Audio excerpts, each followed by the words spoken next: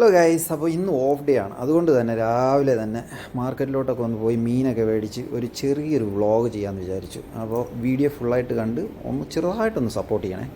2-3 ദിവസമായിട്ട് സിംഗപ്പൂരിൽ നല്ല മഴയാണ് കേട്ടോ. ടെമ്പറേച്ചറും ഡ്രോപ്പ് ആയിട്ടുണ്ട്. 23-24 കാണിക്കുന്നുണ്ട് ഇപ്പോഴും. ആ ലെഫ്റ്റ് സൈഡിൽ കോർണറിൽ കാണുന്നതാണ് നമ്മുടെ വെറ്റ് മാർക്കറ്റ്, മീൻ മേടിക്കാൻ വന്നത്. അപ്പോൾ കാലയിൽ നമ്മൾ എங்கே போகிறோம் தேவா? ஃபிஷ் வாங்க போகிறோம். ஃபிஷ் வாங்கி அதுக்கப்புறம் மட் போட்டில் வந்து கறி வச்சுட்டு அப்புறம் ஃப்ரை பண்ணுவோம். Okay, let's go. ഇതാണ് ദേവ, പാർട്ട്ണർ ഇൻ ക്രൈം എന്നൊക്കെ പറയത്തില്ലേ, അതേ കണക്കാണ് പുള്ളിക്കാരനും ഞാനും. ഒരുപാട് വർഷം സിംഗപ്പൂരിൽ ഒരുമിച്ച് താമസിക്കുകയാണ്. ഇലക്ട്രിക്കൽ എഞ്ചിനീയറായിട്ട് പുള്ളിക്കാരൻ ജോലിയാണ് ഇവിടെ. അപ്പോൾ വെറ്റ് മാർക്കറ്റിലെത്തി. അപ്പോൾ ഫിഷ് നമ്മൾ ചൂസ് ചെയ്യണം. ഒരുപാട് വെറൈറ്റി ആയിട്ടുള്ള ഫിഷ് നമുക്ക് കാണാൻ സാധിക്കും. നാട്ടിലൊക്കെ ഒരുപാട് റെയറായിട്ട് കിട്ടുന്ന ഫിഷും ഇവിടെ കാണാൻ സാധിക്കും. അപ്പോൾ ഫിഷ് എങ്ങനെയാണെന്ന് വെച്ചാൽ നോക്കാം. ഇതാണ് നമ്മൾ റെഗുലറായിട്ട് വന്ന് മേടിക്കുന്ന ഫിഷ് ഷോപ്പ്.